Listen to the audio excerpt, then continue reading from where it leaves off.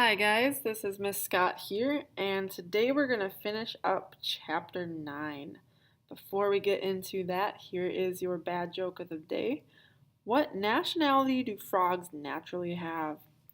Well, to be honest with you, I'm not really sure, but I think they are a tad Polish. Alright, I know, grown. Okay, let's move on. Today we're going to answer this question. How do you find the scale factor of a dilation? Well, first we need to figure out what a scale factor is, what a dilation is, and a couple other terms. So your first definition, we have a dilation just does one of two things. It either takes a figure and it stretches it, or it takes a figure and it shrinks it. So it stretches or shrinks a figure. So these are not isometries because isometries, remember, stay the same size. These things today are not going to stay the same size. So a contraction is something that shrinks. So that would be if we had a scale factor, and we'll get to what that means in a moment, between 0 to 1. Right, so it'd be like a half. If you have a scale factor of a half, it's going to shrink and be half the size of the original. So on the other hand, an expansion stretches. So if something expands, we know that it gets bigger. And in that case, our scale factor would have to be greater than 1. So like 2 would mean it doubles in size, 10 would mean it's 10 times bigger. And then we've been talking about this word scale factor. We always use the letter K to represent scale factor, and simply that just is found by taking the new size and dividing it by the original size. All right, so it's usually, if it's a contraction, it's going to be a fraction or a decimal. If it's an expansion, it's just going to be some number that's bigger than 1. Okay, so let's look at how to find scale factor. You're going to need a ruler. So if you don't have one, find one, preferably that has centimeters on it. I'm going to use centimeters because they're a lot easier to divide than inches. You don't have to work with any fractions. All right, so to find a scale factor, here's what you got to do. You have to draw a straight line, hence the need for the ruler. So you pick a couple of points that match up on your figures. So on this heart A, this low point here matches this low point here on heart A prime. Okay, this part where the heart dips down matches here on A and A prime. So now what we're going to do is we're going to draw a straight line through the points. And I'm actually going to have to fix that because it's very important that you get your line to go through the correct points. So there we got A and A prime. And then we do the same thing here. All right, I'm going to have to move that up a little bit. And now, turns out that where those 2 points go through. All right, this is easier to do by hand, to be honest with you. It's kind of hard to do it on the computer. All right, now where those 2 lines cross, we put a point, and we call that point C. That's called the center of the dilation. So what we can do now is figure out the scale factor. All right, so to figure out the scale factor, there's a few ways to do this. The easiest way is to measure 2 parts that match up. So I'm going to use my ruler to measure from this point to this point. And if you do that accurately, you should get about 0.8 centimeters. Okay, and I'm going to do the same thing with the bigger heart. And if I measure accurately again, this should be about 2 centimeters.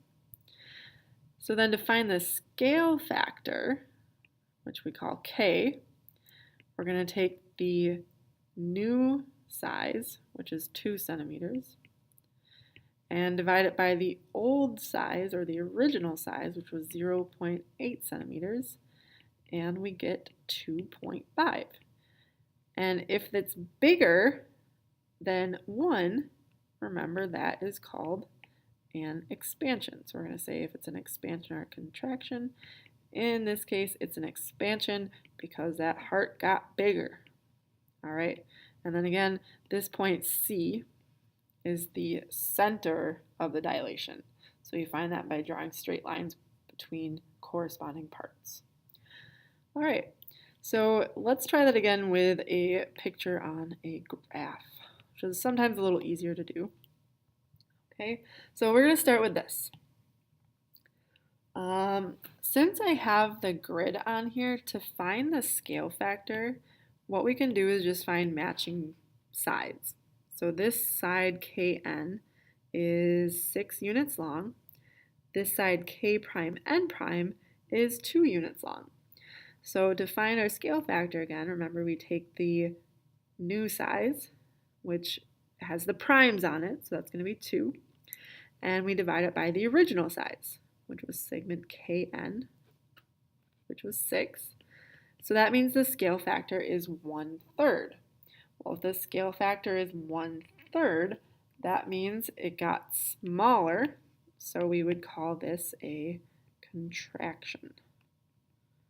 All right, that means the new figure is 1/3 of the size of the original. Right, and then we just have to find the scale factor, or we found the scale factor, now we just have to find that center of each dilation. All right, so again, we take and we draw a line through 2 corresponding parts. The 2 parts that I see corresponding would be like K and K prime, and then like N and N prime. So we draw a straight line from K to K prime, and another straight line from N to N prime. Notice that these 2 cross right here at the origin, so this would be our point C, the center of the dilation. Okay, now let's look at some, actually a rule here. If you were going to find where the new figure would be after you change its size, we can use a rule.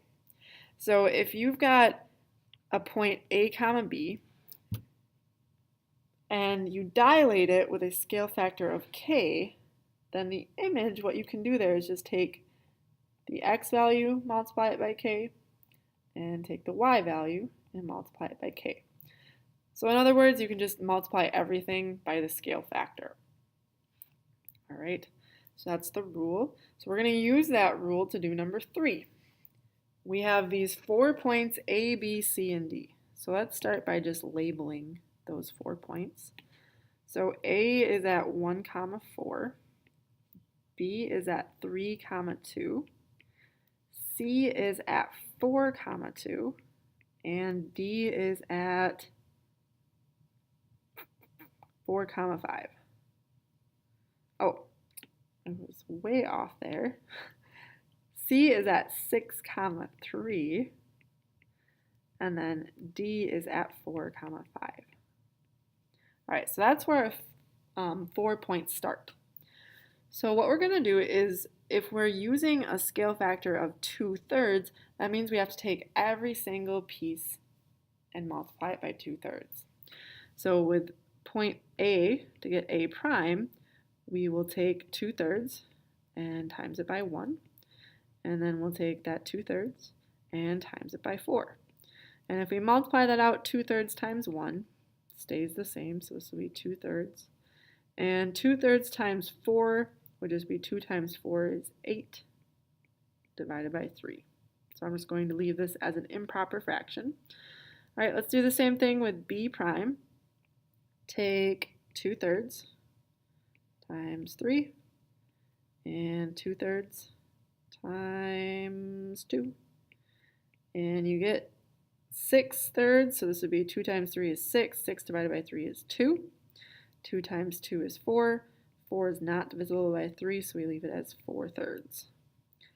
C prime is at 2/3 times 6 and 2/3 times 3.